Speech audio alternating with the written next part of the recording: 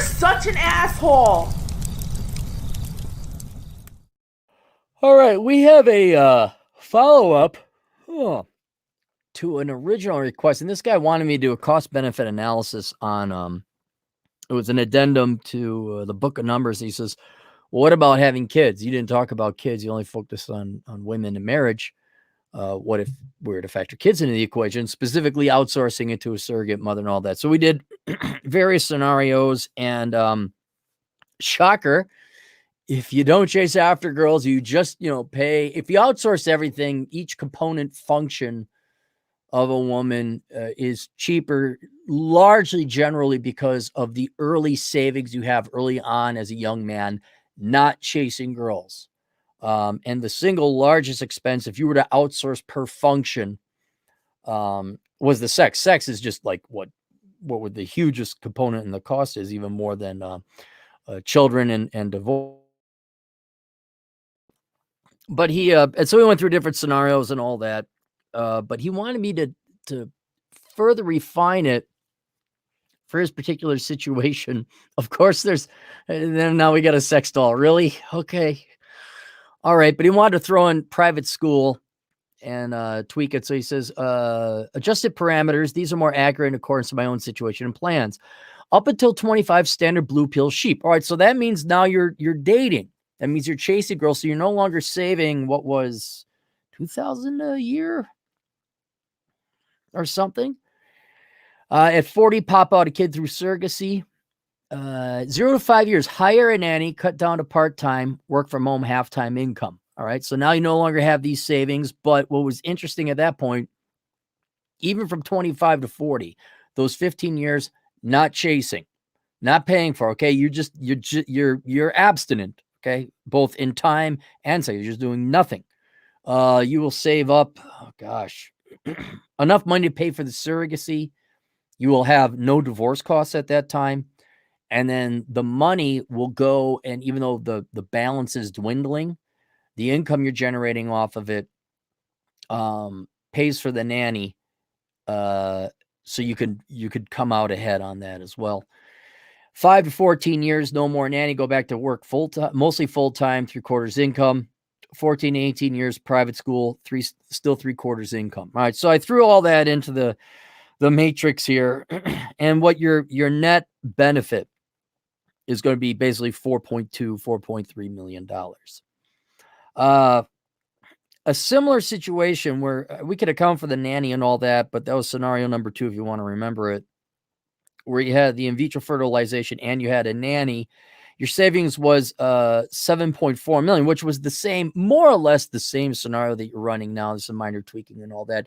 But what I want to point out is that roughly $3 million difference comes from this. Just shows you, boys, how important it is. I'm not saying don't chase girls, but chase girls wisely. Do not waste your time, specifically your money and resources, chasing girls. Go on dates, meet up for coffee. Okay, but it's Dutch, man, and you're not buying fancy cars. And factored in, this is things like fancy cars, the added insurance on a swank bachelor pad. Those costs add up. And if you're a minimalist, you just like find the girl that likes you for you. Oh, I should go into comedy. Norm Macdonald's gone. I guess I could take over his role. That was dark. But you spend a lot of money chasing tail. And just from 18 to 25, you throw that money in there. Now, there's other things factoring in as well, but a lot of that is that adds up to $3 million if you just throw it in investment costs or into average returning mutual fund. So, yeah, I mean, guys, I'm not joking.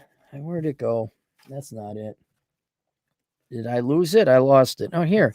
I mean, get this book, The Book of Numbers. Again, it is not a book. Ladies are like, oh, you're just telling that. No. Read through the book, ladies. You'd benefit from it a lot as well.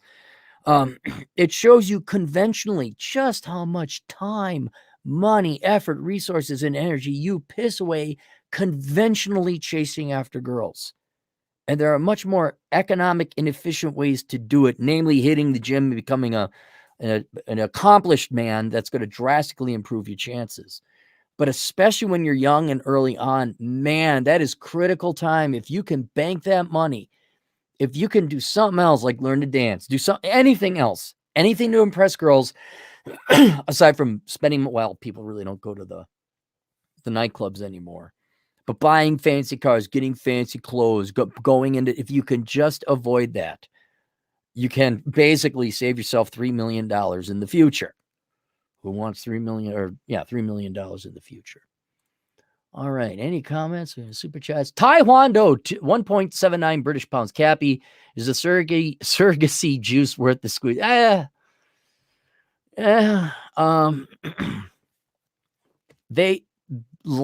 If you look up what surrogacy costs are, I can close this out now. Women know the value. Surrogacy clinics know the value. They got everything like, oh, there's this and that, and downtime from work. You got to pay for this. You got to pay for that. And some people would argue, well, that's why you go overseas, maybe for surrogacy, which I'm not against. I kind of generally be against surrogacy. I mean, kind of like, they need their mom. I understand why but they need their mom, but don't listen to me. But yeah, over there, I mean, not that you try and cheat somebody, but, man, they nickel and dime you they squeeze everything out of you. Therapist visit, this and that. Like, no.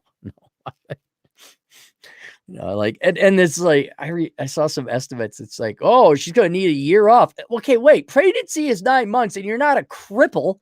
I mean, when a zygote forms, it's not like you're stuck in a wheelchair. You can still work at the time you don't know you're pregnant.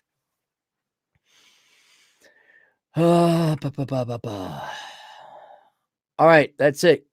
Questions, answers, assholeconsulting.com. I'll see you guys later. Toodles.